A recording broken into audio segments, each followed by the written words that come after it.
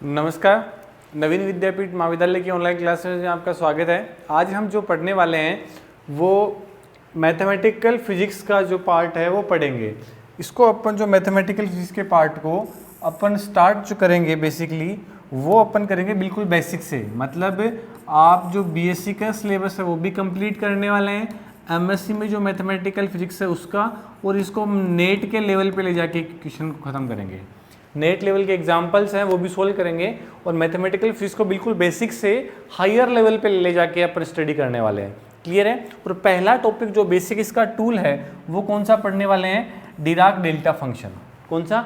Dirac delta function. सबसे पहली चीज़ जो डिराक डेल्टा फंक्शन की वो है कि इसकी रिक्वायरमेंट क्यों पड़ी अपने को डिराक डेल्टा फंक्शन की, कहाँ ज़रूरत पड़ी साहब?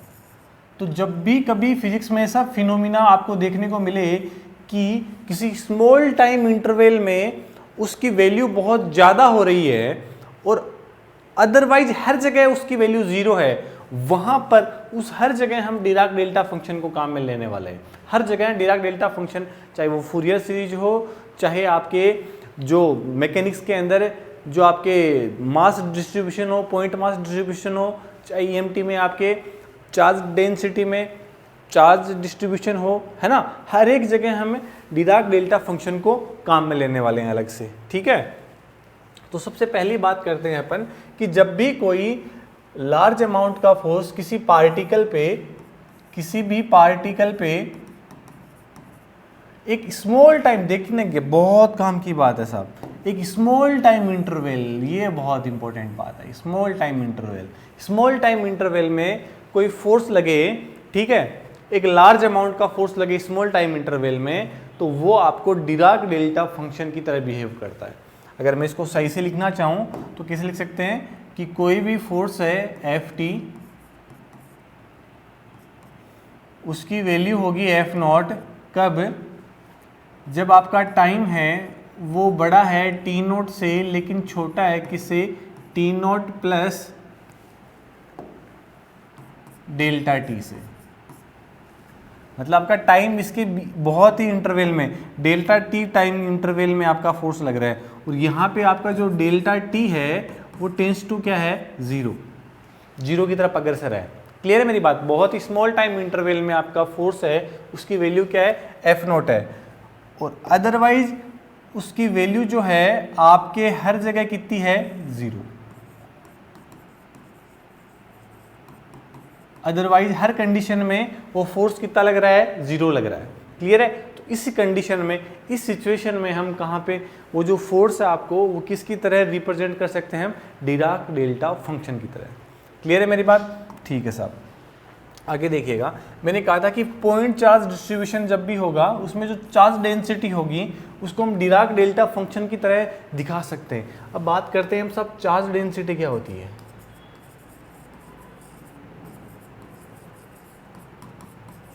चार्ज डेंसिटी तीन टाइप से है सर।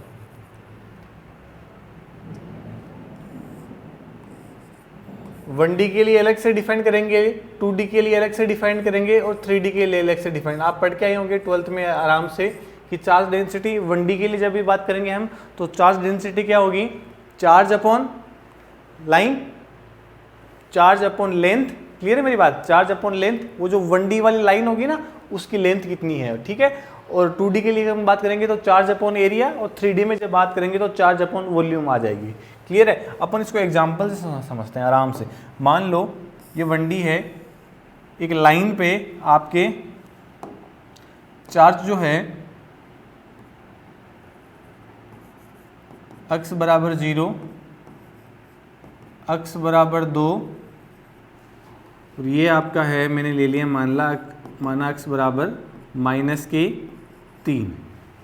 ठीक है, यहाँ पर है -3Q चार्ज, कितना है? -3Q। यहाँ पर है प्लस का Q, यहाँ पर है प्लस का 2Q। ठीक है, अब देखने का ध्यान से देखिएगा, ये जो मैंने रीजन सिलेक्ट करा है ना, इस रीजन में चार्ज डेंसिटी कितनी है? जीरो या नॉन जीरो? Non zero. अगर मैंने ये स्मॉल टाइम इंटरवल ये वाला सिलेक्ट किया मैंने, यहाँ पर भी चार्ज डेंसिटी कितनी है, नॉन जीरो। लेकिन मैंने कोई ये वाला अगर रीजन सेलेक्ट कर लिया तो यहाँ पर ये चार्ज डेंसिटी कितनी आएगी, जीरो। इसका मतलब है एक स्मॉल टाइम इंटरवल में उस फंक्शन की वैल्यू नॉन जीरो है, बाकी हर जगह क्या है, जीरो। यही तो कहानी थी, एक स्मॉल टाइम इंटरवल में उस फंक्शन की वैल्यू नॉन जीरो है, बाकी हर जगह क्या है, जीरो। तो वहां पर हम डिराक डेल्टा फंक्शन को इंट्रोड्यूस कर देंगे साहब। जब भी कभी ऐसा आएगा कि एक स्मॉल टाइम इंटरवल में फंक्शन अपने को दिख रहा है नॉन जीरो होता हुआ, और उस नॉन जीरो की वैल्यू है वो फंक्शन की, वो लार्ज अमाउंट में है, और अदरवाइज हर एक जगह, एवरीवेयर, हर जगह आपका जो फंक्शन है वो कैसा है, जीरो, तो वहाँ पे हम डिराक डेल्टा फंक्शन को इंट्रोड्यूस करेंगे, आराम से करेंगे, कोई दिक्कत वाली बात नहीं है। तो ये देखेंगे कि चार्ज डेंसिटी को किस तरह से रिप्रेजेंट कर सकते हैं, डिराक डेल्टा फंक्शन की तरह। ये रिक्वायरमेंट है साहब कि हम डिराक डेल्टा क्यों पढ़ना चाह रहे हैं। क्लियर है मेरी बात। एक तीसरी बात, सेम चीज़ है, पॉइंट मास डिस्ट्रीब्यूशन में जो मास डेंसिटी है उसको भी हम किसकी तरह दिखा सकते हैं, किसकी तरह दिखा सकते हैं, डिराक डेल्टा फंक्शन की तरह। जैसे मान लो कि मेरे पास मास है m1, m2, m3। क्लियर है मेरी बात। तो एक स्मॉल रीजन में इसके अंदर जो मास डेंसिटी होगी वो तो क्या होगी, नॉन जीरो। इसमें भी क्या होगी, नॉन जीरो। और इस रीजन में, एक स्मॉल रीजन में जो मास डेंसिटी होगी वो क्या होगी, नॉन जीरो। लेकिन अगर आपने कोई ये वाला रीजन सिलेक्ट कर लिया तो उसमें आपकी क्या है, मास डेंसिटी जीरो।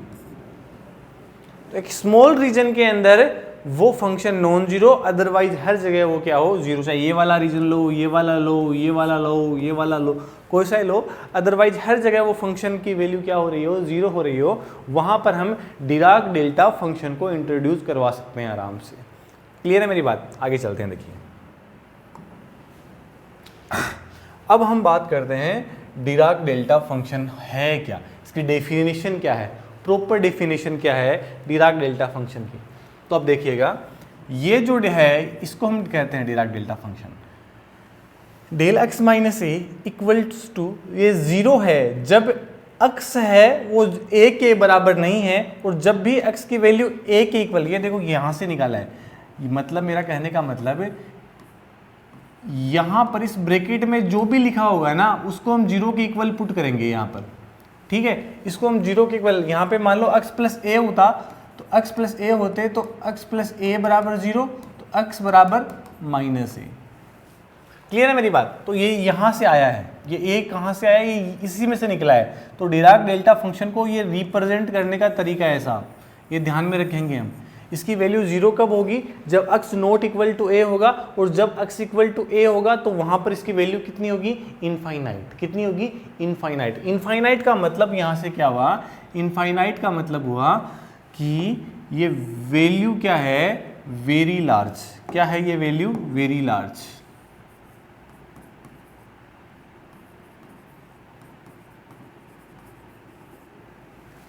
ठीक है, सिंपल सा मतलब है। यहां पे देखिएगा, ये x बराबर a है, तो x बराबर a जो है, x बराबर a पर जो डिराक डेल्टा फंक्शन है उसकी वैल्यू कितनी है, इनफाइनाइट। भाई हम बना नहीं सकते ना ऊपर, ये जो फंक्शन है ये है डिराक डेल्टा फंक्शन ही है सर। ये क्या है आपका, डिराक डेल्टा फंक्शन ही है। इसकी हाइट को दिखा रहा है। क्लियर है मेरी बात। और x बराबर a पर इसकी वैल्यू है इनफाइनाइट, और हर जगह ये आपका डिराक डेल्टा फंक्शन की वैल्यू कितनी है साहब, जीरो। कितनी है, x देखो यही तो डेफिनेशन है, x बराबर a पर तो इनफाइनाइट है, x बराबर a पर इनफाइनाइट है, जब x not equal to a है वहां पर जीरो। ये जीरो एवरीवेयर, हर जगह क्या है, जीरो। हाइट क्या है इसकी, ये वाली। इसका मतलब अगर मैं कहना चाहूं कि height of Dirac delta function कितनी होती है, इनफाइनाइट। इनफाइनाइट का मतलब यहां पर है वेरी लार्ज। क्या है, वेरी लार्ज। और आपके अगर वो कोई पूछे विड्थ ऑफ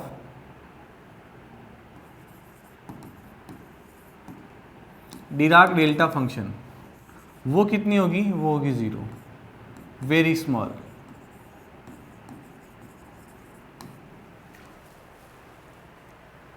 ठीक है। अगर आपको पूछे कि एरिया अंडर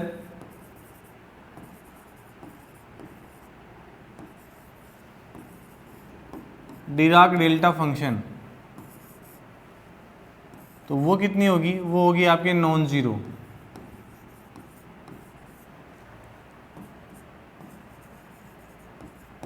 मतलब कुछ ना कुछ नॉन जीरो वैल्यू आएगी, कितनी है वो हम बाद में बात करने वाले हैं।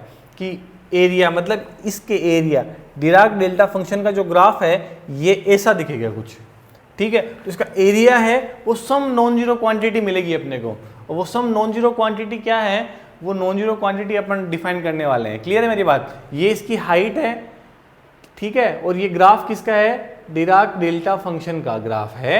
x बराबर a पर ये जो इनफाइनाइट हाइट है, इनफाइनाइट हाइट का मैंने मतलब बता दिया आराम से कि वेरी लार्ज है, और विड्थ है इसकी जो वो कितनी है? विड्थ डिराक डेल्टा फंक्शन की 0, मतलब बहुत ही स्मॉल है, ठीक है। और जो एरिया अंडर कर्व है डिराक डेल्टा फंक्शन के नीचे का जो एरिया है वो कोई सम नॉन जीरो वैल्यूज आएगी, वो कितनी आएगी वो अपन देखेंगे।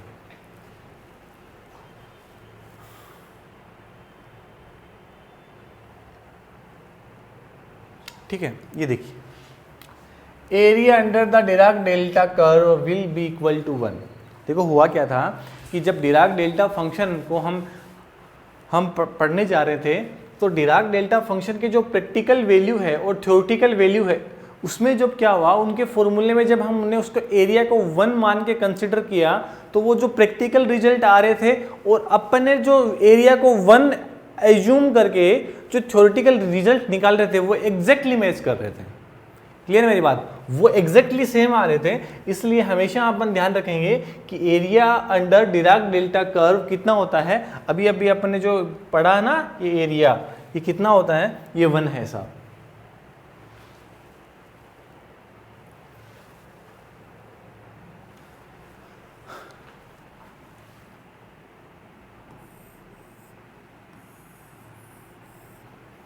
मतलब डिराक डेल्टा फंक्शन को माइनस इनफाइनाइट से लेके प्लस इनफाइनाइट तक अगर इंटीग्रल करोगे आप, क्योंकि एरिया इंटीग्रल किसको बताता है? एरिया को ही तो बताता है। तो माइनस अनंत से लेके प्लस अनंत के बीच में आप डिराक डेल्टा फंक्शन को इंटीग्रल करोगे तो उसकी एरिया की वैल्यू कितनी आएगी इंटीग्रल की? उस इंटीग्रल की वैल्यू 1 आएगी, क्योंकि जो समाकलन होता है वो हमेशा क्या बताता है? आपका एरिया अंडर कोई भी ग्राफ है उसके ग्राफ का क्या बताता है? क्षेत्रफल बताता है। तो area under Dirac delta curve कितना आता है? 1 आता है हमेशा। क्लियर है मेरी बात? इसको लिखने का एक तरीका और है साहब, ये वाला। इसको ऐसे कैसे लिख सकते हैं हम कि Dirac delta of a minus alpha limit a plus beta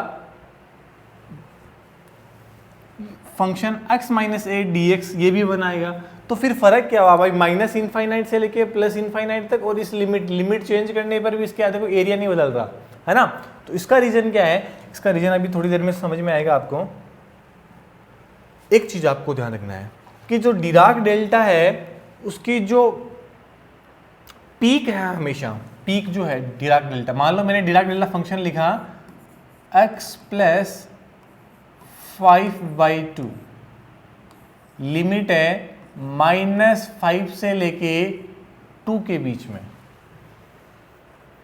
तो मुझे बताओ कि इसकी वैल्यू 1 आएगी या 0 आएगी? सबसे पहले आपको चेक क्या करना है? सबसे पहले आपको चेक ये करना है कि साहब यहाँ ये किस पर नॉन जीरो हो रहा है?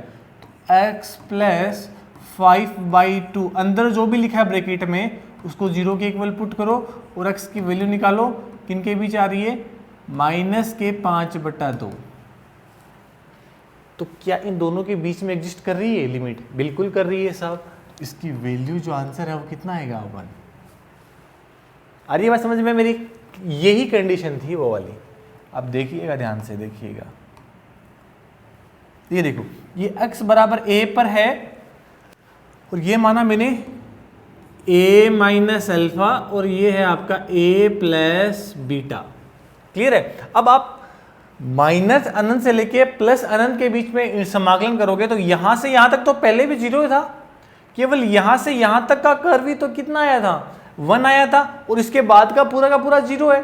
तो अगर मैं यहां से a माइनस अल्फा से a प्लस अल्फा के बीच में भी अगर मैं समाकलन करूंगा तो भी एरिया अंडर द कर्व कितना आएगा, 1 ही तो रहेगा।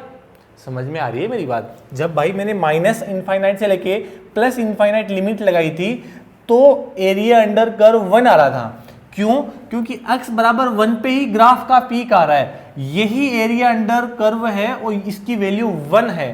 तो आप माइनस इनफाइनाइट से लेके प्लस इनफाइनाइट की ओर जा रहे हो तो उस कंडीशन में भी एरिया अंडर कर्व तो 1 ही है, ठीक है। लेकिन अगर मैं लिमिट इससे थोड़ी सी पहले ले लूं और थोड़ी सी बाद में ले लूं तो a माइनस अल्फा और a प्लस अल्फा के अंदर अगर आप इंटीग्रल करोगे तो भी एरिया अंडर द कर्व तो 1 ही रहने वाला है। ग्राफ इन लिमिट के बीच में आना चाहिए, ये चीज लिखी है मैंने, ये देखिएगा आप, Dirac delta peak should be lies with in interval. साहब अगर इस इंटरवल के बीच में डिराक डेल्टा फंक्शन लाई कर रहा है तभी इसकी वैल्यू 1 आएगी, अदरवाइज आप 0 कर सकते हो आराम से। ये मैंने एग्जांपल से बताया था कि इसकी पीक कहां पर आ रही है, -5/2, और -5/2 2 और -5 के बीच में आती है। क्लियर है मेरी बात? इसका मतलब क्या हुआ, इसकी वैल्यू 1 आएगी। अगर यहां पर ये लिमिट कुछ और होती और अपन इसकी फंक्शन की वैल्यू चेंज कर लेते, अगर इनके बीच में नहीं आता -5/2, इन लिमिट के बीच में नहीं आता तो अपन 0 कर सकते थे आराम से। अपने को इंटीग्रल सोल्व करने की जरूरत ही नहीं थी। जरूरत यहां पर भी नहीं है, चेक करना है कि ये लिमिट है, इस पीक, ये जो पीक है इस इन लिमिट के अंदर आ रही है या बाहर आ रही है। अगर ये पीक इस लिमिट के अंदर आ रही है, ये वाली पीक इन दोनों लिमिट के अंदर आ रही है तो एरिया अंडर द कर्व 1 होगा, अदरवाइज हर कंडीशन में 0 होने वाला है। क्लियर है मेरी बात? बस सिंपल सी बात ध्यान रखनी है। पीक कैसे निकालते हैं? पीक निकालने का तरीका है कि जो डिराक डेल्टा फंक्शन है उसके ब्रैकेट में जो भी लिखा है इसको इक्वल टू 0 कर दो साहब।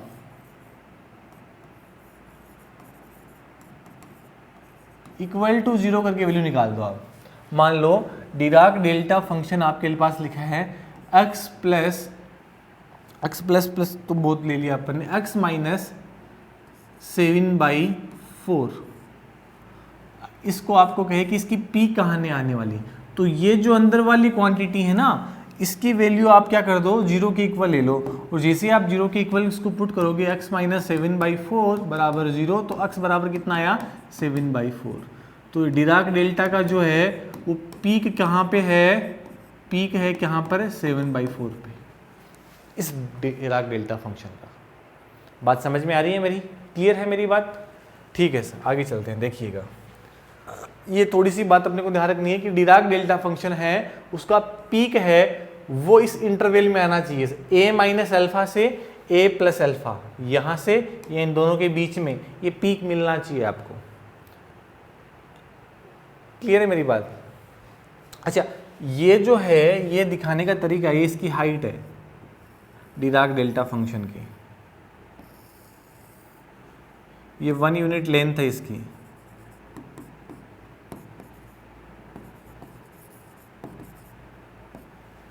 ठीक है, ऐसे भी दिखा सकते हैं आप, है ना। मेरा कहने का मतलब ये लेंथ अब की यहाँ पर कितनी होगी, 1 यूनिट, क्योंकि भाई एरिया तो टोटल मिला के तो 1 यूनिट ही होने वाला है। तो अगर आप एक लाइन के तौर पे दिखाओ डिराक डेल्टा फंक्शन को तो इसकी जो लेंथ होगी वो कितनी आएगी, 1 यूनिट आएगी। सिंपल सी बात है।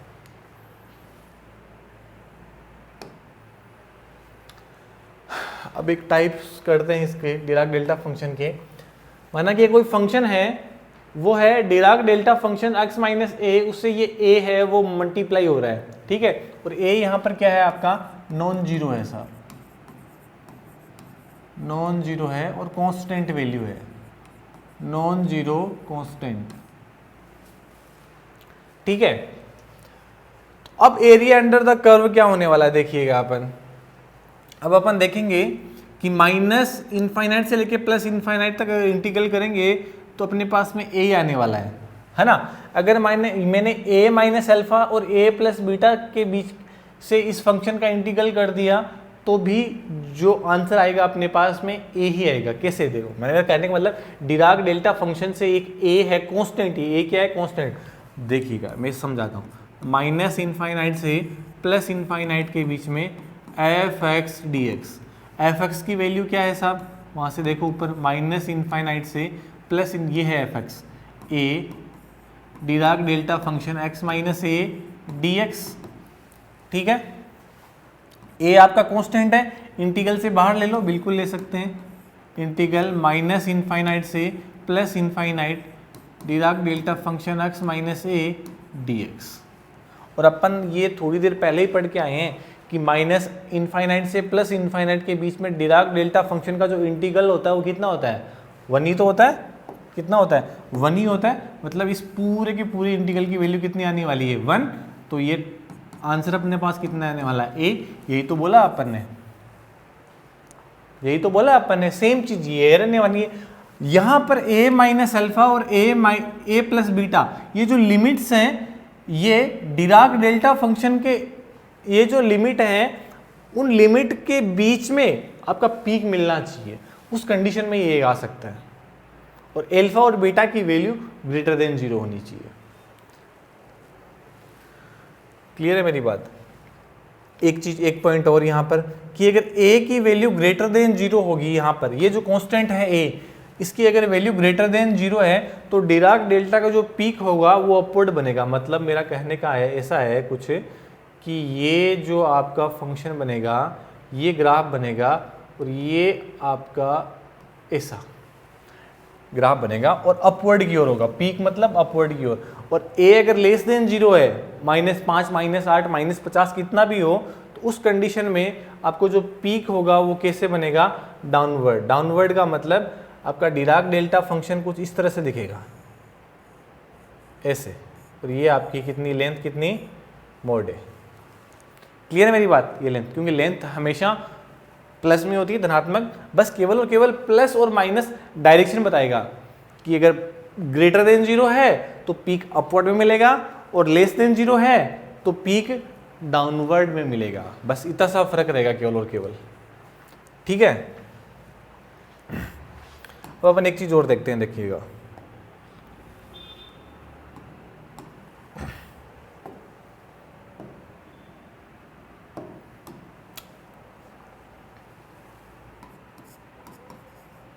One D charge distribution.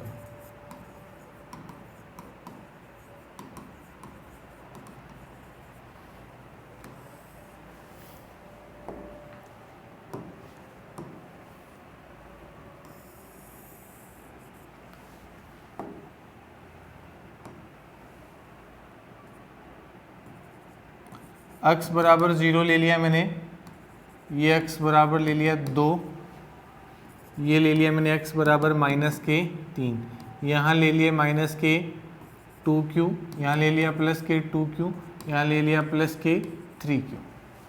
ठीक है, ये चार्ज, अगर मेरे को पूरी की पूरी जो चार्ज डेंसिटी है,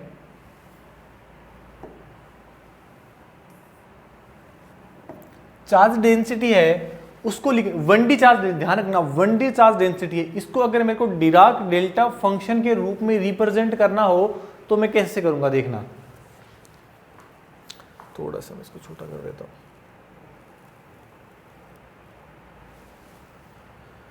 देखिएगा,